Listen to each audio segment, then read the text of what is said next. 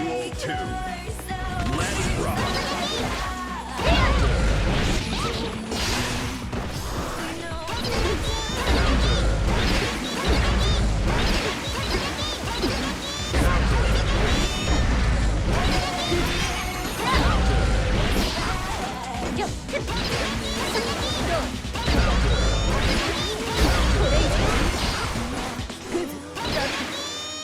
Slap.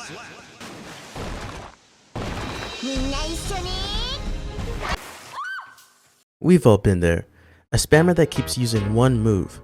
But it's not just any move, it's a move that pierces your ears every time it's used.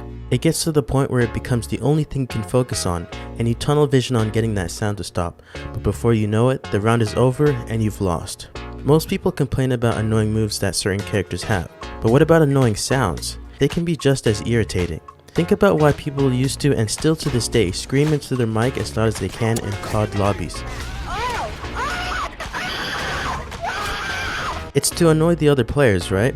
They also become irritated and lose focus, causing them to play worse. The same thing can happen in fighting games. It may not be as intense as COD lobbies, but it gets the job done. Sound in video games are just as important as visuals, sometimes even more important depending on the game. Everything from setting the atmosphere of a beautiful landscape or creating tension in an intense scene.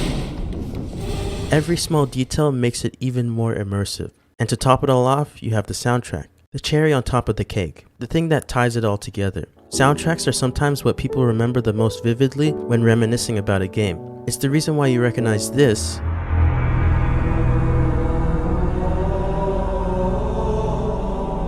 without me giving you any context. But the most important thing about audio in terms of fighting games are audio cues.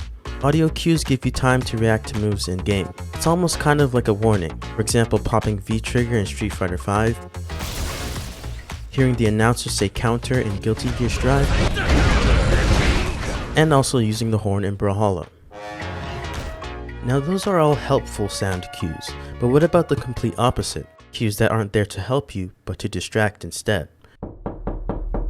Let's classify these as disruptive audio. Disruptive audio can come in many forms, but I think the best use of this is seen in the horror game genre.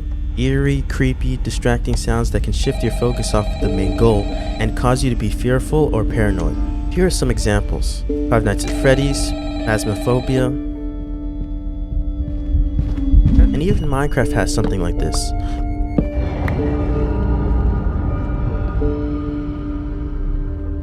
That scared the freak out of me! Although it actually does have a positive purpose. These ambient cave sounds let you know that a cave is nearby. So how does this all translate to fighting games? Now I can't think of any fighting games that have scary sounds. I mean, I could be wrong, but there are definitely some annoying ones. First, let's define what makes a sound annoying. Now it's a little bit different for everyone, but I think we can all agree that high-pitched noises are definitely annoying. It can actually start to feel painful if high enough. Something that's interesting is that the activity in your amygdala increases the more annoying the sound is. This area of your brain is responsible for processing strong emotions, such as fear or anger. So this is part of the reason why you get frightened or angry when you're hearing unpleasant sounds. One example of a character that comes to mind is Mei from Guilty Gear, as I showed you in the beginning. Her dolphin move causes her to yell at a high-pitched tone. Now imagine having to deal with that for 3 rounds straight. But it doesn't just stop there. Remember Ness from Smash Bros Ultimate? Just me saying his name already gives you an idea of what I'm talking about.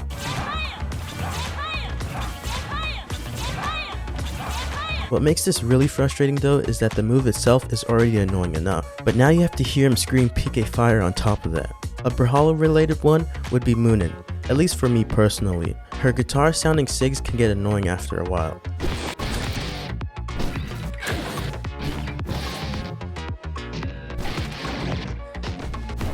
Especially the NSYNC guitar squeal from her scythe. Comment what you think is the most audibly annoying SIG in Brawlhalla. And also I guess Queen Nai has some pretty annoying screeching SIGs as well.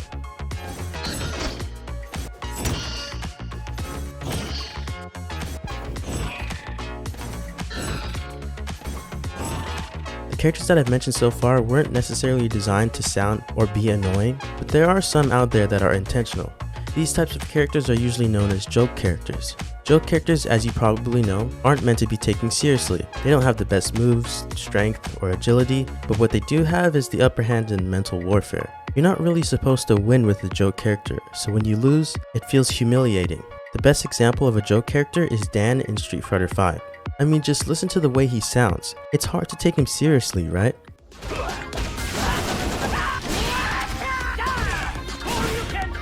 On top of that, he has a legendary taunt that is easily punishable, and if you let him finish the whole thing, you can instantly kill him. The legend has now begun. Don't underestimate me. Chickening out? Sideshow? Oh yeah! Too easy! Ooh! Burn this in your memory! A piece of Tekyo Dun dun dun dun dun dun dun dun dun! But believe it or not, he actually takes a fair amount of technical skill to play. It's really not worth playing Dan considering he already has a subpar moveset. So you can see why losing to this character is frustrating. But he has a cool infinite though.